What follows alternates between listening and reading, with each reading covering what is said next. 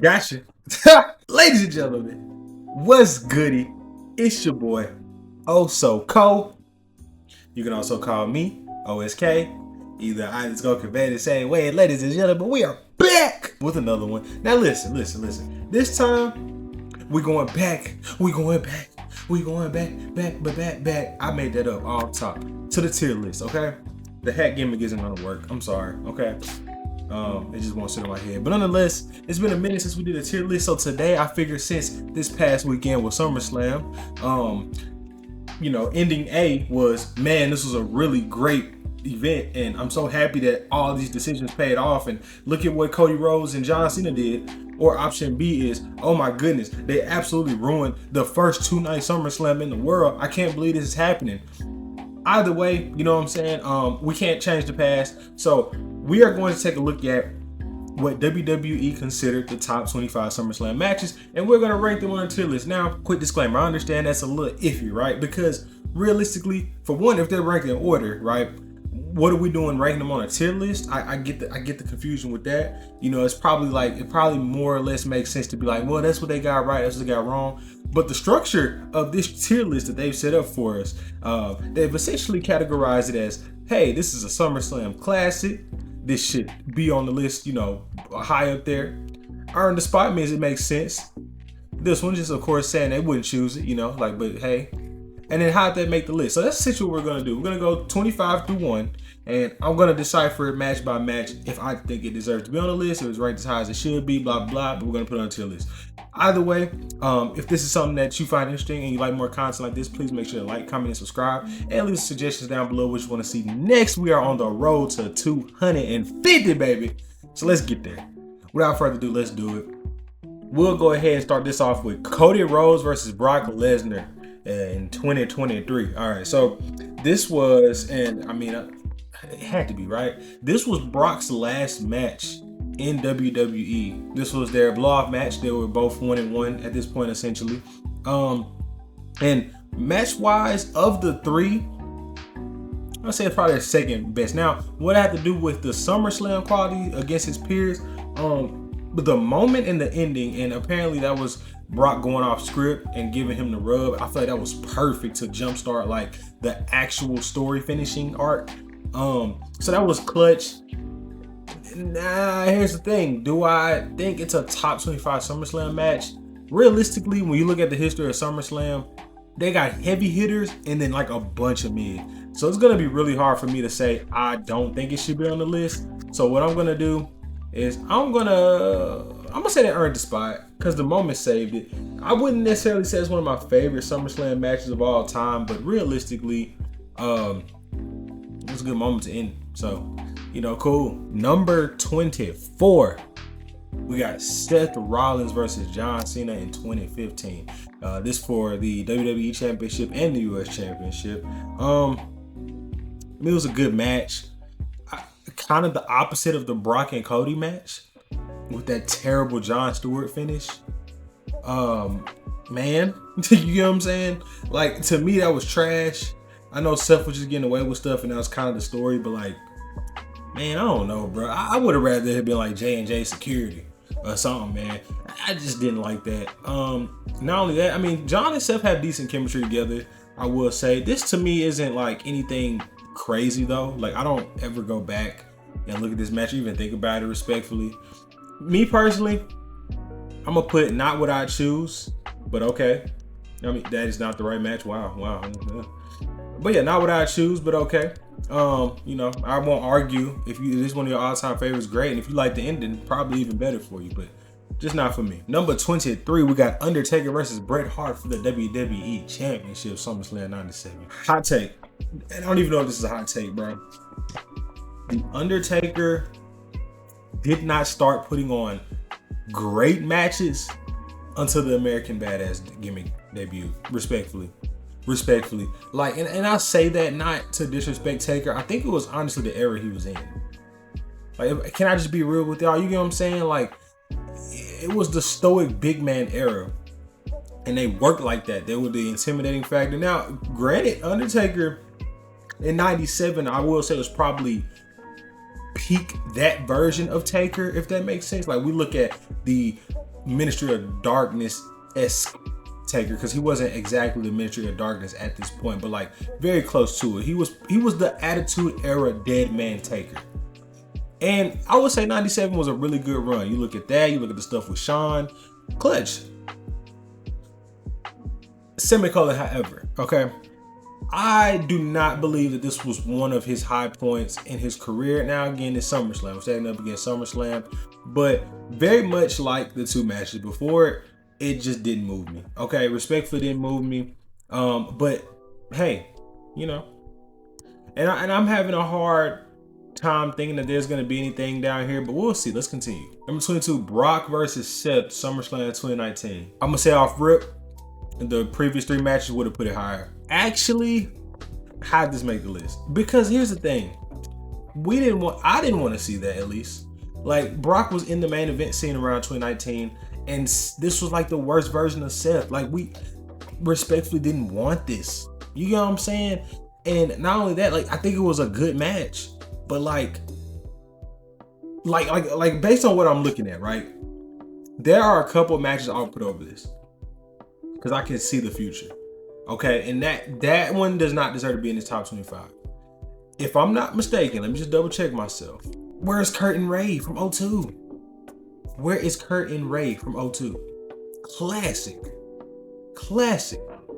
What are we talking about?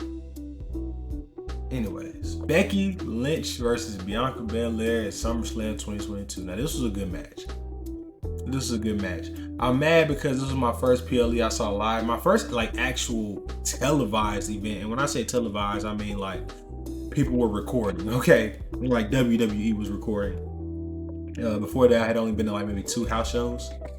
But outside of that, I hate that this was the first match because I got there a little late and I missed both entrances, bro. Both.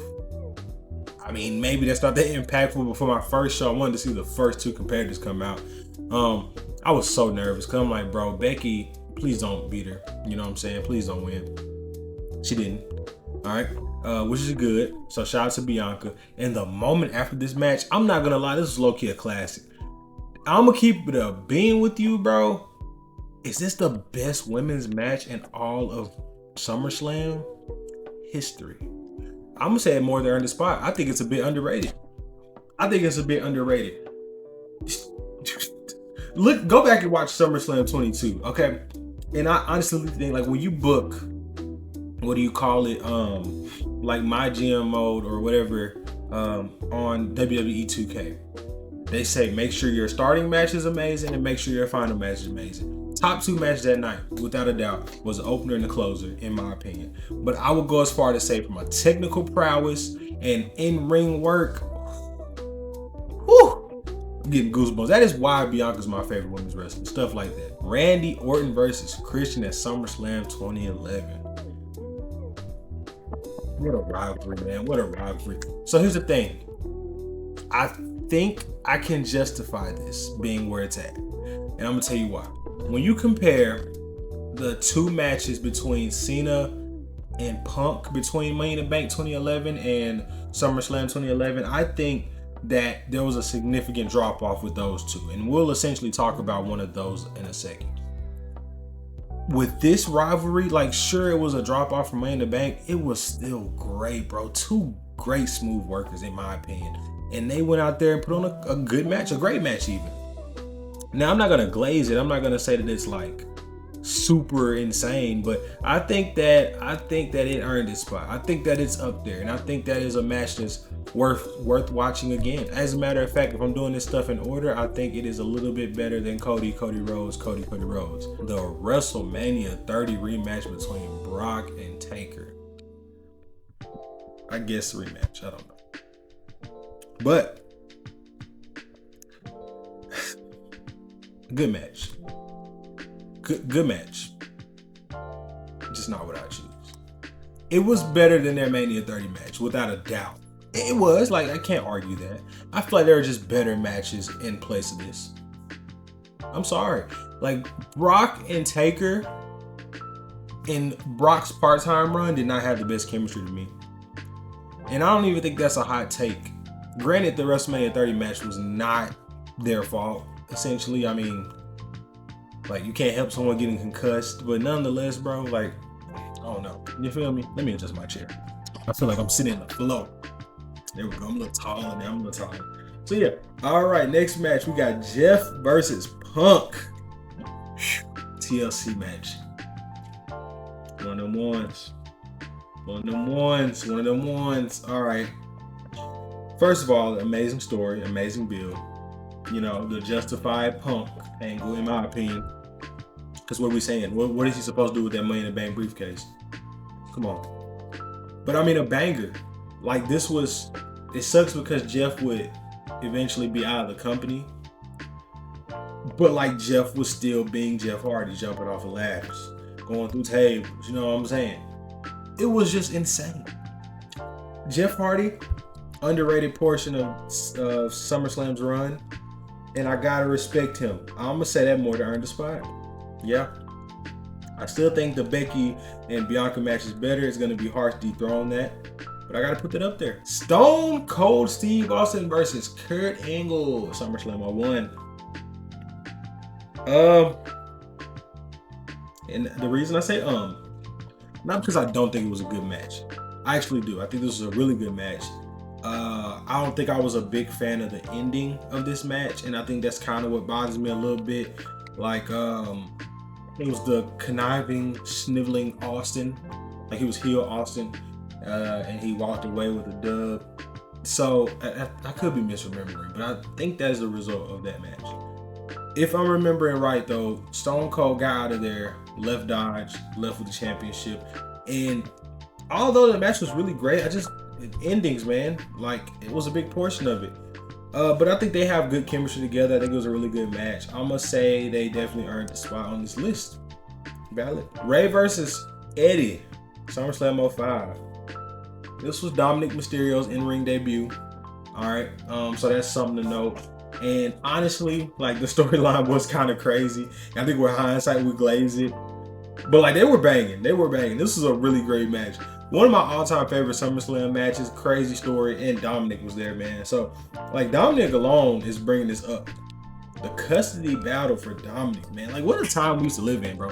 The WWE doesn't do storylines like that anymore. I think they tried to with the Bobby Lashley, cheating angle or whatever, Rusev, all that good stuff. Like, something real outlandish, but like, bro, you feel me? I don't think that was the last thing. It was probably that the Mysterios, man. It was probably Rey Mysterio getting his eye taken out. Like, goodness gracious, bro. I need some wackiness back in my television. No, I don't. Yo, trips. Disregard. No, I don't. Play it. Brock versus Roman versus Joe versus Braun Strowman for the Universal Championship. Yeah. Ooh, my neck hurts. I mean, borderline SummerSlam classic, bro. Like, I'm gonna go ahead and rank this one fast. Like, it was just so high octane the entire time. Straight gas, just thumping. 4 great workers. Whether you like Big Dog Roman or not, he was fun in this match, you know what I'm saying? Samoa Joe being Samoa Joe, that dominant brute Joe. So both of the Joes showed out. Brock Lesnar being Brock Lesnar, like, you feel me? And then there's Braun Strowman, who this was like prime Braun Strowman. Like, it was like it was just almost the best version of everyone. I mean, granted, it wasn't the best version of Roman, you know, knowing what we know now. But like this was, I don't know, call me crazy, but like that 2016, 2017 Roman was like going insane, especially if Braun Strowman was in the ring. Like, they were put on classics low key. Let's keep it going though. Number 14, The Rock versus Triple H. All right. I remember watching, was it The Rock's DVD or Triple H's DVD back in the day? But this was a featured match on that DVD. And I remember at the time being so sad because I was such a Rock fan over Triple H fan that Triple H won. Because I'm like, man, like, this sucks. Like, you know, I really wish The Rock could have got this moment. Brother, let me tell you something about 2000s WWE. Okay? I'm glad I wasn't alive. I mean, I was alive. Wow. But I'm glad I wasn't investing in the product. I wasn't old enough to comprehend. Because the sheer amount of times that Triple H did not put The Rock over, this intercontinental ladder match meant nothing compared to what he did to the great one throughout the year of 2000. Oh, we'll give The Rock the title for a week, but Triple H is going to get it back for a month. Vince, bro, with gasoline draws on, but gasoline draws. Nonetheless, though, the match was really good. There were the run-ins. I mean, not what I choose, respectfully, but hey, it's on there. I think the name power is what has his ranking this high, but I wouldn't consider this a SummerSlam classic by any means. But it's cool. You know what I'm saying? I'm not going to argue with it. Number 13, John Cena versus CM Punk, SummerSlam 2011. If we take everything into consideration, like, this might be their weakest match, barring the 2025 clash. This might be their weakest match. Like, I mean, in-ring work was a portion. It wasn't bad. But like this Alberto Del Rio stuff coming afterwards, ugh. Oh, I'm trying to get rid of the stench. Ugh. Okay. Hot take. Didn't like it. How did this make the list? I'm sorry. Cena Punk, SummerSlam 2011, nothing like Cena Punk, Money in the Bank. Nothing. Roman versus Brock.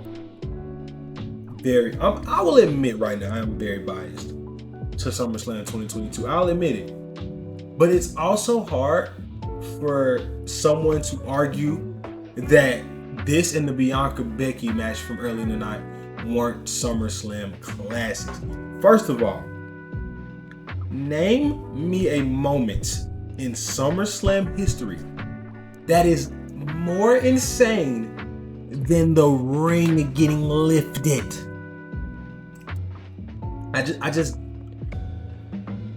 Let's go piece by piece, and then I'm gonna rank this, and I want you to say, based off my just like what I'm providing you, if this is a justified ranking. Brock enters on a tractor. Okay, it's already a last man. We didn't want this match. Enters on a tractor. Rides the tractor down the ring. Roman is waiting. Roman gets his introduction, per usual. Brock is about to get introduced by the person. He takes the mic. He's like, give me that. Not talking a lot, Brock proceeds to give himself one of the greatest personal introductions of all time. Flips the mic. Roman catches, smooth as a whistle, winks. That's it. That's aura, right? That whole moment was aura. Brock jumps off of the tractor, starts wailing on Roman. Okay. We got through the preface of the book, but let's get to the meat and potatoes, baby. All right. They get into this ring and start absolutely thumping. Going outside the ring, getting weapons, going through tables. This man, Brock, you know what I'm saying? Throwing Roman through half a table, bro. Come on, what are we talking about, man? We're gonna get the occasional Uso run in, you know what I'm saying? All that's going on. Paul Heyman took an F5 through the table, the announce table. He did that. He's out. Like, he took a bump. Brock grabs the tractor. I know I'm going a little bit out of order. We thinking, he finna just push the ring. He finna just, brother, he lifted. He lifted the ring. I mean, like, it's like, it's at an angle, bro. Number 11, John Cena versus Daniel Bryan. Yo, you cannot tell me that my man Cena don't be thumping. Here's the problem, right? Cena, with the right dance partner, goes crazy. I'm not gonna give him all the credit because Daniel Bryan won and was going out there putting on banger after banger, bro. So like Daniel Bryan, we know he's great. Bryan Danielson, whatever. Cena was out there thumping with the little elbow pad, bro. He had his elbow was finna blow up. And it's like the respect that we need to put on he ain't my GOAT, but he up there. But you know who is my GOAT? You know who is my GOAT? The man who cashed in after this match. Ooh! Yo, that's back-to-back glaze, and I already know. But this right now is my favorite SummerSlam match of all time. And I'm just looking at the slate ahead of us, and I think this is gonna be hard to throw. Like, bro, it was so good. It was so good, bro. I'm sorry. Like, Cena's out there being athletic, but he was also like the brute strong guy, obviously. And I feel like the technical prowess was there, but Daniel Bryan was going crazy, was going nuclear, bro. And then we get the cash in, man. Shout out to Randy, bro. Ow. Also, that was the debut of the Randy. Anyways, number 10, we got Undertaker versus Edge, Hell in a Cell. Oh wait, what match was a ladder match? The TLC. What event was that? What event was that? I mean,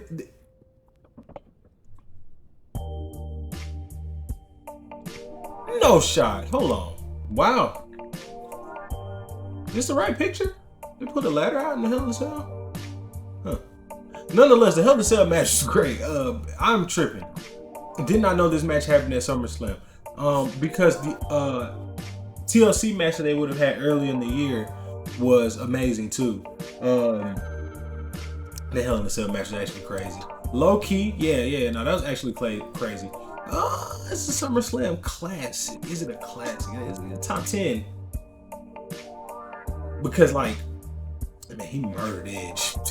He did. I'm gonna leave it there. I think that's a SummerSlam classic. I think it is. Shawn versus Razor. Man, long live Razor Ramon, man, for real. We don't pay him enough respect, man. He needs to be like an honorary world champion for sure. But nonetheless, bro, this ladder match was a classic. It was. Do I think it's better than the WrestleMania match? I mean, it's cool. Yeah, no. It's a good match. Let me stop. It's a good match, good moments, great moments even. And you can't take for granted what it did for the business. So, yeah, you know what? I'm going to give him earn this spot. All right, number 8, Rock versus Brock. This is up there. This is up there for my favorite Brock match at SummerSlam. I know right now I think it's the last man standing match, but this was a great match. Crowning the youngin', you know what I'm saying?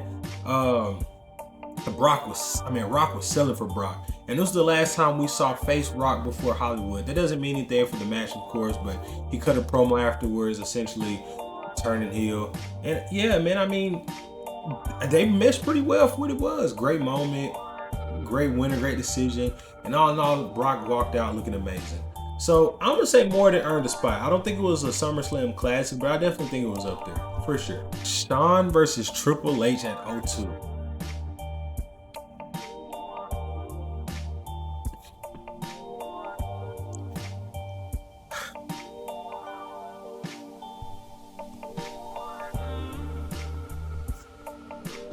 Hardyz versus Dudleyz versus Edge and Christian in the first ever TLC match, triple threat tag team championships on the line.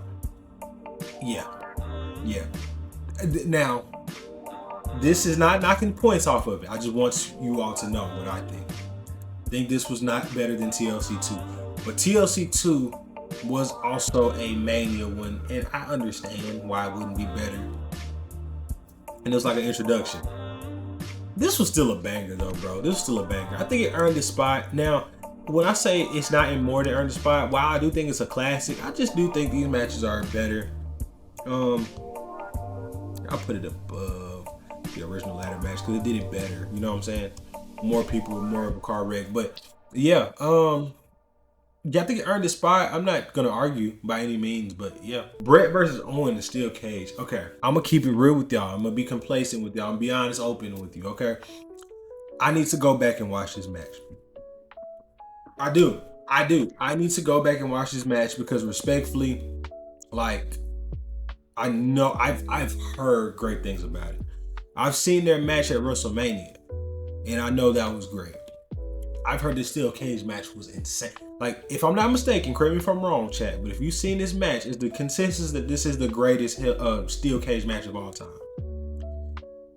I'm gonna respect word of mouth and say that it's more than earned its spot, but because I haven't watched it, I don't want to be too biased and say SummerSlam classic because then I feel like I'd have to make up a lie. And I don't want to do that. Number 4, Punk versus Brock, no DQ, SummerSlam 2013. Man, I forgot about this one. This might be, I mean, top 5 is crazy. But I mean, okay, here's my mindset. Better than Brock Rock? Yeah, of course. Yeah. Is it better than, to me, Becky Bianca? Yes. Is it better than the Fatal 4-Way? No. Alright, I think it sits there. It's for sure more than earned the spot, but that Fatal 4-Way right now is the top of more than earned the spot because that was insane. That was a SummerSlam-esque match.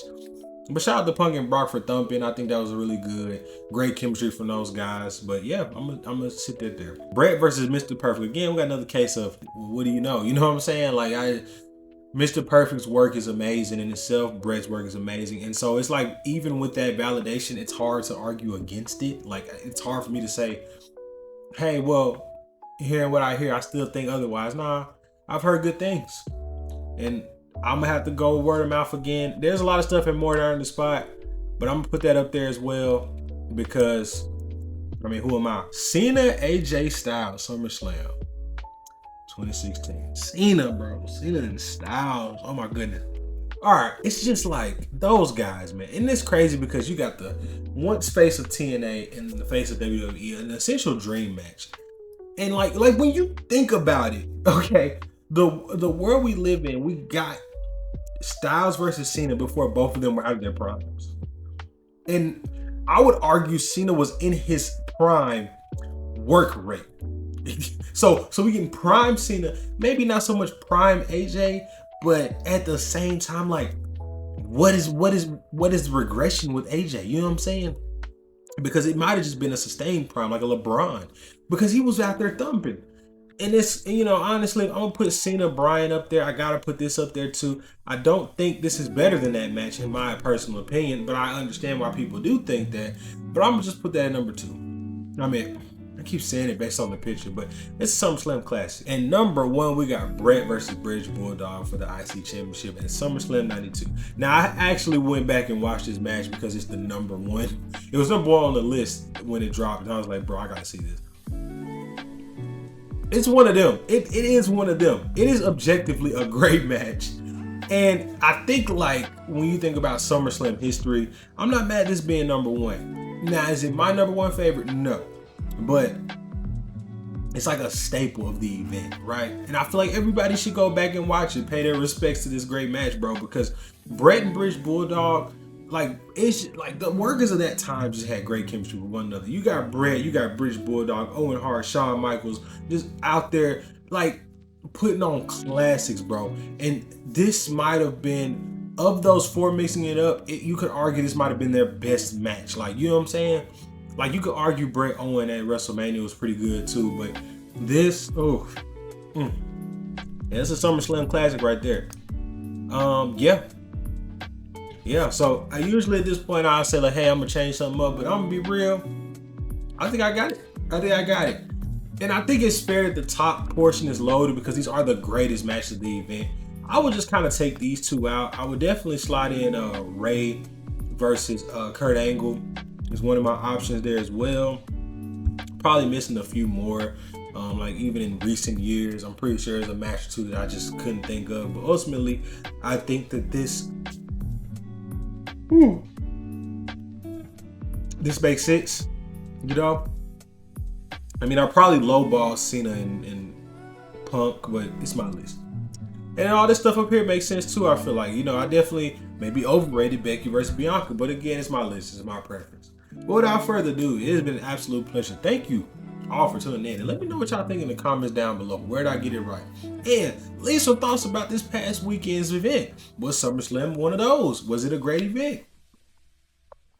I'm gonna say, but I really want to say, so yeah, look, without further ado, it's been an absolute pleasure. As always, don't let anyone discourage you from greatness. My name is Also Cody, and we are Oh So out.